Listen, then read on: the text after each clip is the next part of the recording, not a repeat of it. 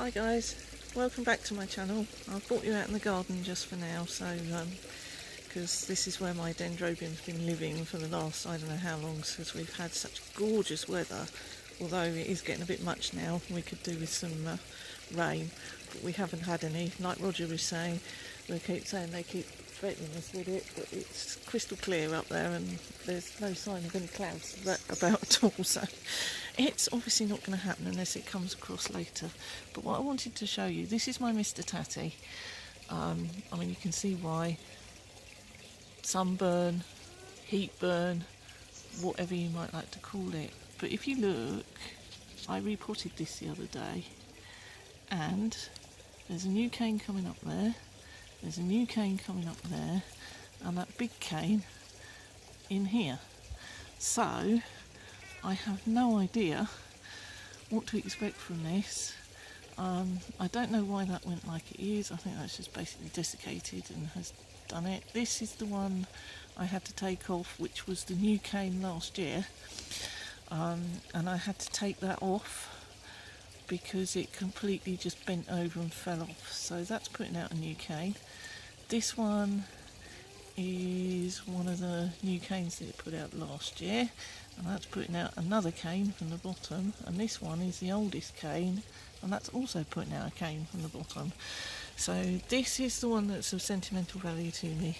He's very, very tatty, but hopefully if he starts growing all those canes back up, then we'll be well aware. I should go and put him back up in his pot that's up here on the fence there, so I get all his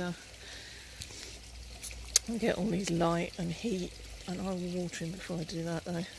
I mean, I know he looks quite damp in there, but it dries out really fast. But you can see, I mean, the roots are just going mad.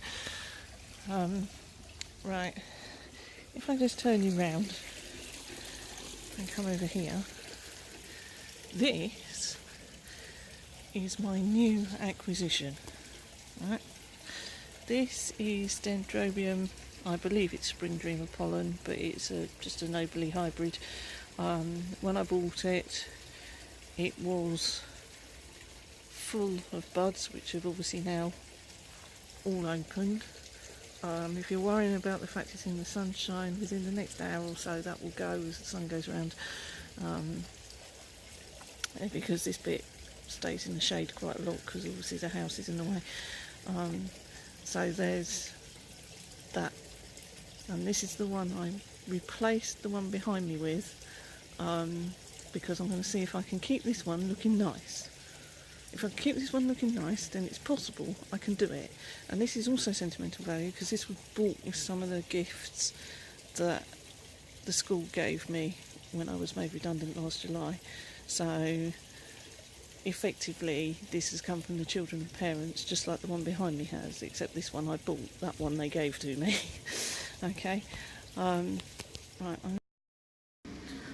the more observant among you will notice that my kitchen windowsill is now empty, and if I pan across to the right, that is why I have a shelf which keeps my windowsill empty, to a certain degree. I mean, obviously there's the basil and my Easter cactus and the little spider plant there, but you know, I just like to have this middle bit empty because, you know, it works as a serving hatch when we use in the garden.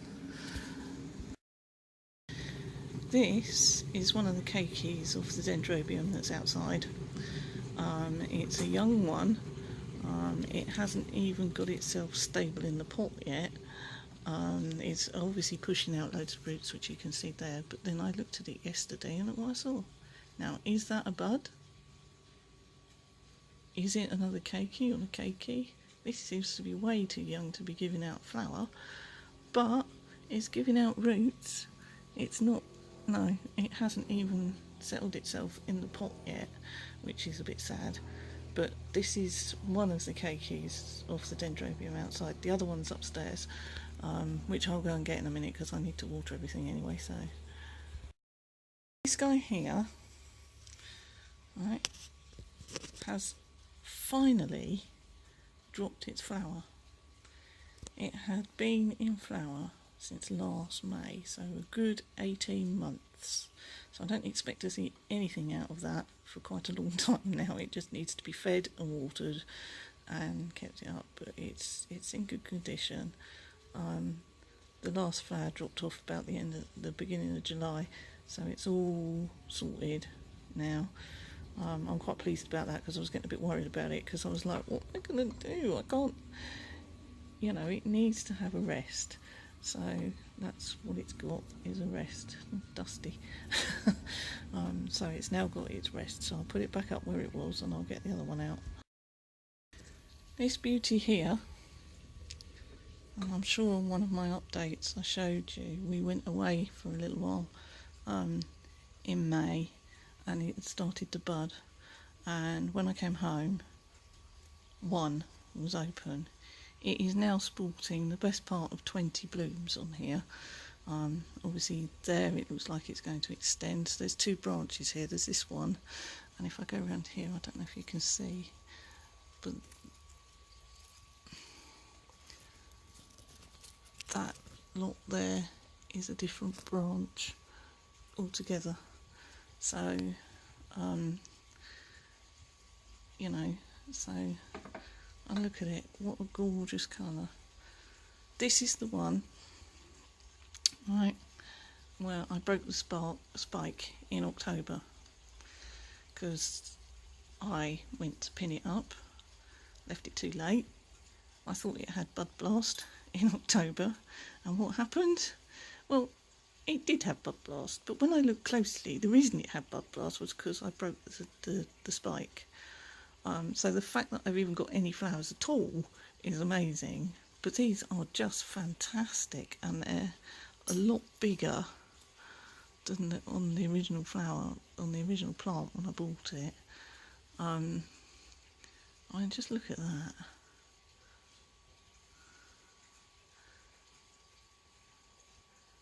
Just look at that. I love the fact it's got the white round the edge, and it's just absolutely fantastic. I mean, obviously now I haven't got them hanging out like this, so I'm not worried about them being broken and things like that. And this shelving unit, which my husband helped me put together, it means that I will, when I have any other orchids in bloom, I will bring them down. The only ones that probably won't happen with that are the Paphiopedilums, because they'll be quite tall and they won't be able to go on there. But I'll bring them down and make sure that I can see them, because on the landing windowsill they're in danger of being broken off, as you can see, because this one has come out this way because it was here. So obviously the light that's behind me, if I just turn round, those are our big windows. So my big windows that are behind me. So it's just pointing towards the light, as you would expect for a plant. So I think it's, you know, it's a nice way I can display them. I can see them. They're at the place where I am a lot of the time. I mean, I took this out of the pot. The roots in here are amazing. Let me just, I'm going to have to stop you for a minute. Sorry, can't do you one-handed, but look at this. These roots in here, look, they're all coming out the bottom. I didn't repot it yet, but it is absolutely stuffed, full of roots. It's happy, because if it wasn't, it wouldn't be flowering. So I'll just put that back in there, like so. There you go. And just look at these flowers, aren't they beautiful? This is the only orchid I have in flower now. All the others are finished. So I will update you on a few others in a minute, when I go and get them, and then, you know, like I say, I've got 20 blooms of that sort of size, and that amazing pinky colour with the little bit of orange. I mean, you can see the difference. That's got all the stripes on it there, whereas that one hasn't. So you know, I don't know what's older blooms and what isn't. It just, because it opens sequentially, so, you know, so I'd imagine that was one of the newer ones. But look at that. Anyway, I will come back soon with the rest of them so you can see what's going on. Alright, I wanted to show you this Kiki. This is the other Kiki that came off the other dendrobium that's outside. I planted this one in March, there you go, 16th of March 18, and quite quickly after that I was able to do this. Well, now I want to show you something. Right, those are the roots it has put out into the medium, so they're all there. Look at them, there's hundreds of them. So he's well and truly stuffed in that pot. So hopefully he will grow on quite quickly, in contrast to this one over here, which hasn't even taken to the pot yet, and he was planted in May. So hopefully by the end of August he may well have started going down into the media, but at the moment the roots he's putting out, although the new ones are on the top there, I'm just hoping it will go down into the media, but who knows. But this guy is definitely happy. So that's the other baby. For those of you that don't know, Kaye is the Hawaiian word for baby. And basically these are plants that grow from, you know, on the mother plant, from little nubbins like the one I showed you on that one. But to start with, it's quite difficult to tell whether they're going to be keikis or whether they're actually going to be flowers. So, you know, it's just one of those really complicated ones. But hopefully this one in the next year or so maybe might give me some flowers. I don't know. I'm quite impressed with that one's happy. This was the one over here that only had about 4 roots, but it was getting so big I was in danger of actually knocking it off the plant and breaking it, so I had to take it off the plant because of the angle it was at. So I took him off the plant. Probably potted him too early, so it might take him a bit longer to sort himself out. Okay, as you can see, this is my Paphiopedilum mordiae, and if you look at it closely, this here is a brand new fan. It put up this leaf and then put up this leaf. I mean, obviously this one's going yellow, but I think that's one of the older leaves. It lives upstairs in my bedroom, and I do believe, I know maybe not, maybe that's just my eyes, but it's put out these 2 leaves since I repotted it. It came with these. When I repotted it, if you remember, it was really, really wobbly. Well, now look what I can do with it, and that's just been watered. So I don't want to do that too much because obviously it's going to stress the plant, but I've just watered it and it's looking really healthy actually. It's quite happy. So and this is my Paphiopedilum Jersey Freckles. Not only has it put out a new leaf here, I can tell that because it's not dusty. If I lift this up, it's putting out a new fan. It's here, which surprised me the other day because I looked and thought, oh, what's that? It looks like it's got new leaves, and it has, and it's another fan. It's also put out this new leaf, but before it did that, it put out this leaf.